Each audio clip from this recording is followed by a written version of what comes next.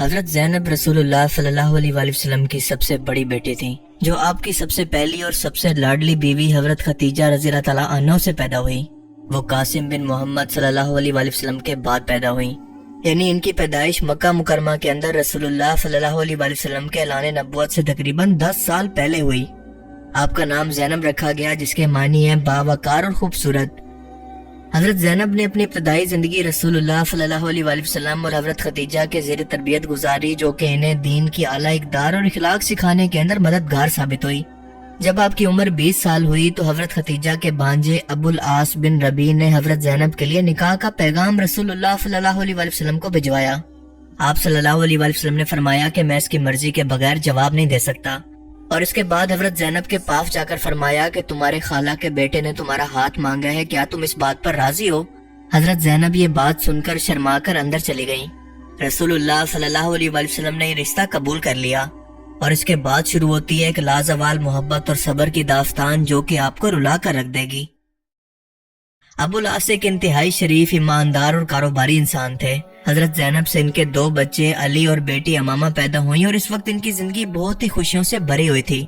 लेकिन इसके बाद इस मोहब्बत की आजमाइश शुरू होती है, जब रसूलुल्लाह सल्लल्लाहु अलैहि वसल्लम पर पहली मर्तबा वही नाजिल होती है और आपको ऐलान नबुव्वत का हुक्म दिया जाता है। आप सल्लल्लाहु अलैहि वसल्लम अपनी बेटी ज़ैनब बिनते मोहम्मद सल्लल्लाहु अलैहि वसल्लम को दावत देते हैं तो वो फौरन इस्लाम कबूल कर लेती हैं। अबुल आस इन दिनों किसी सफर पर थे। जब वो वापस आते हैं तो ज़ैनब अपने इस्लाम लाने का ऐलान करती हैं और खुशी से बताती हैं कि मेरे अब्बू को नबूवत अता की गई है। अबुल आस ये सुनकर उठकर नाराज होकर बाहर चले जाते हैं तो ज़ैनब पीछे जाकर इनको मनाती हैं और इस्लाम की दावत देती हैं, मगर वो इस दावत को ठुकरा देते हैं। अब इन दोनों की मोहब्बत के अंदर अकीदे का मसला पैदा हो चुका था। ज़ैनब कहने लगी कि मैं अपने अब्बू को झुटला नहीं सकती, इन्होंने कभी भी जिंदगी के अंदर झूठ नहीं बोला, वो सादिक और अमीन है। और वैसे भी सिर्फ मैं नहीं बल्कि मेरी माँ, मेरी बहनें, मेरे चचाजाद भाई अली बिन अबी तालिब और तुम्हारे चचाजाद उस्मान बिन अफ़ान भी मुसलमान हो चुके हैं और इसके अलावा तुम्हारे दोस्त अबू बकर भी इस्लाम ला चुके हैं। अबुल आस ने ये सुनकर जवाब दिया कि मैं नहीं चाहता कि लोग कहें कि इसने अपनी कौम को छोड़ दिया और अपने आबा और दाद को झूठा कह दिया है, और मैं तुम्हारे वालिद को भी बुरा भला नहीं कह सकता। बहरहाल इन्होंने इस्लाम कबूल ना किया।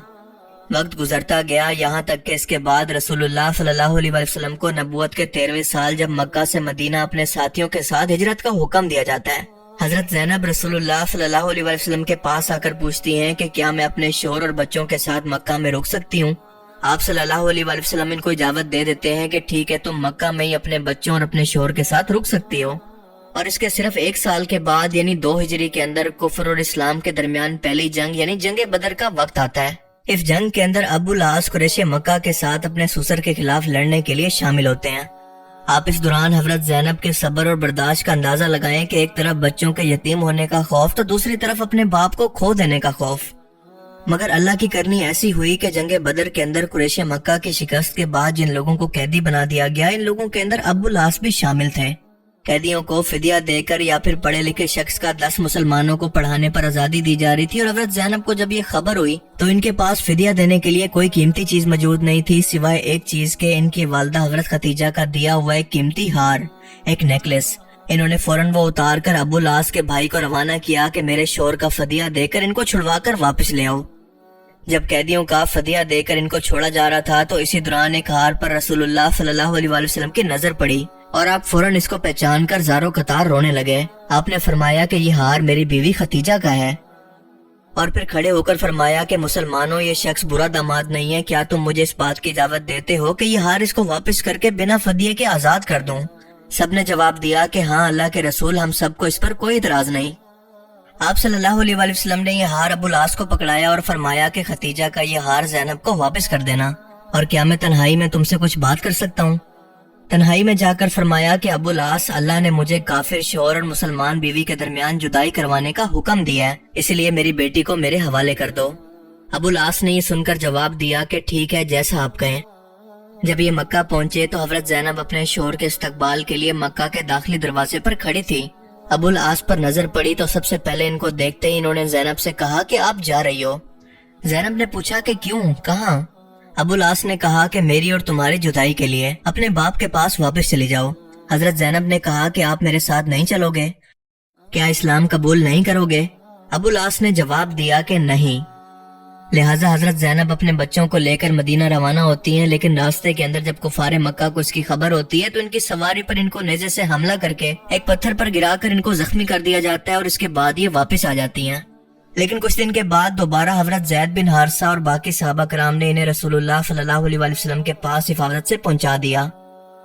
کئی رشتے آئے لیکن زینب نے کوئی رشتہ قبول نہیں کیا، کیونکہ ان کو ہمیشہ یہ امید لگی رہی کہ شاید ان کا شوہر اسلام قبول کر لیں۔ اور دوسری طرف ابو العاص پر بھی قریش مکہ نے دباؤ ڈالا کہ محمد صلی اللہ علیہ وسلم کی بیٹی کو طلاق دو، اور جس عورت سے کہو گے ہم تمہاری شادی کرا دیں گے۔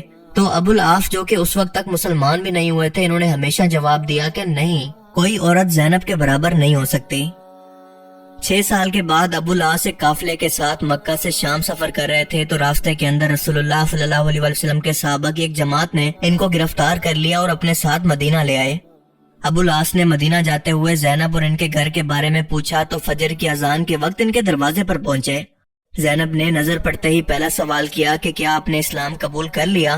جواب ملا کہ نہیں۔ رسول اللہ صلی اللہ علیہ وسلم نے فرمایا کہ کوئی بات نہیں زینب، اپنے خالہ زاد اور علی اور امامہ کے والد کو خوش آمدید کہو۔ آپ صلی اللہ علیہ وسلم نے فجر کی نماز پڑھائی اور مسجد کے آخری حصے سے اچانک سے زینب کی آواز آئی کہ میں ابو العاص کو پناہ دیتی ہوں، یہ میرے بچوں کا باپ اور میرا خالہ زاد ہے۔ رسول اللہ نے فرمایا کہ مسلمانوں، یہ برا داماد نہیں ہے، اس نے مجھ سے جو بھی کہا سچ کہا، جو بھی وعدہ کیا پورا کیا۔ اگر تم سب اجازت دو تو کیا اس کا مال اسے واپس کر کے مکہ واپس بھیج دوں، کیونکہ یہ مجھے بہت پسند ہے، اور اگر تم لوگ انکار کرو تو یہ بھی تمہارا حق ہے۔ سب صحابہ نے ایک زبان ہو کر کہا کہ اے اللہ کے رسول، ہم آپ کو اجازت دیتے ہیں۔ رسول اللہ نے حضرت زینب سے کہا کہ ابو العاص اب صرف تمہارے بچوں کا باپ اور تمہارا خالہ زاد ہے، لیکن تمہارے لیے حلال نہیں ہے، سو یہ تمہارے قریب نہ آئے۔ اور یہ فرما کر حضرت زینب کو گھر بھیج دیا اور ابو العاص کو بھی بچوں سے ملنے کے لیے بھیج دیا۔ حضرت زینب نے ابو العاص سے سوال کیا کہ کیا ابھی تک وقت نہیں آیا کہ اس لمبی جدائی کو ختم کر کے ہم لوگ ایک ساتھ ہو جائیں؟ ابو العاص نے جواب دیا کہ نہیں۔ خیر یہ اپنا مال لے کر مکہ واپس آ گئے اور یہاں پہنچ کر سب سے کہا کہ اے لوگو، جس کا مال میرے ذمہ تھا وہ سب کچھ لے لو۔ اور اس کے بعد فرمایا کہ میں گواہی دیتا ہوں کہ اللہ کے سوا کوئی معبود نہیں اور محمد صلی اللہ علیہ وسلم اللہ کے رسول ہیں۔ مکہ کے اندر اس طرح سے لوگوں کے سامنے اپنے ایمان کا کھلم کھلا اعلان کرنے کے بعد یہ مدینہ روانہ ہو گئے۔ سیدھا نبی پاک صلی اللہ علیہ وسلم کے پاس گئے اور فرمایا کہ کل آپ نے مجھے پناہ دی تھی اور آج میں یہ کہنے آیا ہوں کہ آپ اللہ کے رسول ہیں اور اللہ کے سوا کوئی عبادت کے لائق نہیں۔ اور اس کے بعد سوال کیا کہ کیا اب میں زینب کے پاس جا سکتا ہوں؟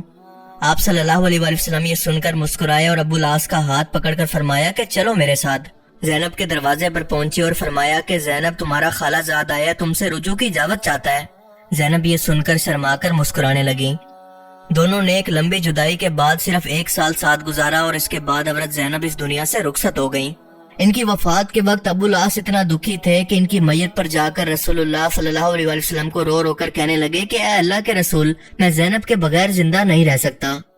اللہ کے رسول ان کے سر پر ہاتھ رکھ کر ان کو تسلی دیتے اور ان کی ڈھارس بندھاتے۔ حضرت زینب کی وفات کے ٹھیک 1 سال کے بعد اور کچھ روایتوں کے اندر آتا ہے کہ 4 سال کے بعد ابو العاص اسی غم کے اندر دنیا سے چلے گئے، اور یہ تمام واقعات صحیح بخاری اور سیرہ ابن ہشام کے اندر موجود ہیں۔ سن 7 نبوی کے اندر رسول پاک صلی اللہ علیہ وسلم اور آپ کے ساتھیوں کو شعب بن ابی طالب گھاٹی کے اندر قید کر دیا گیا۔ قریش مکہ نے آپ کا سوشل بائیکاٹ کر دیا اور آپ پورے 3 سال تک یہاں پر قید رہے، اور اس ٹائم کے اندر آپ نے فاقوں پر زندگی گزاری۔ ان سب مصیبتوں میں حضرت خدیجہ رضی اللہ تعالیٰ عنہ اور آپ کی سبھی اولاد بھی شریک رہی۔ حضرت زینب کو جو اس سے تکلیف پہنچی، اس کے بارے میں حضور پاک نے فرمایا کہ یہ میری سب سے اچھی بیٹی تھی جو کہ میری محبت کے اندر ستائی گئی۔ اسلام قبول کرنے سے پہلے بھی جب ابو العاص کافر تھے، اس کے باوجود بھی شعیب بن ابی طالب گھاٹی کے اندر گزرے کٹھن وقت کے اندر کسی جانور پر کھانے پینے کا سامان لاد کر وہ اس جانور کو جان بوجھ کر اس گھاٹی کی طرف ہانک دیا کرتے، اور وہ یہ سب کچھ زینب اور ان کے والد کی محبت میں کیا کرتے۔ حضرت زینب کی وفات کے بعد تبرک کے طور پر رسول پاک نے اپنا تیمن شریف ان کے کفن کے اندر ڈال دیا اور نماز جنازہ پڑھا کر خود اپنے مبارک ہاتھوں سے اپنی سب سے بڑی اور لاڈلی بیٹی کو قبر کے اندر اتارا۔ آج بھی ان کی قبر مدینہ منورہ کے اندر جنت البقیع قبرستان کے اندر موجود ہے۔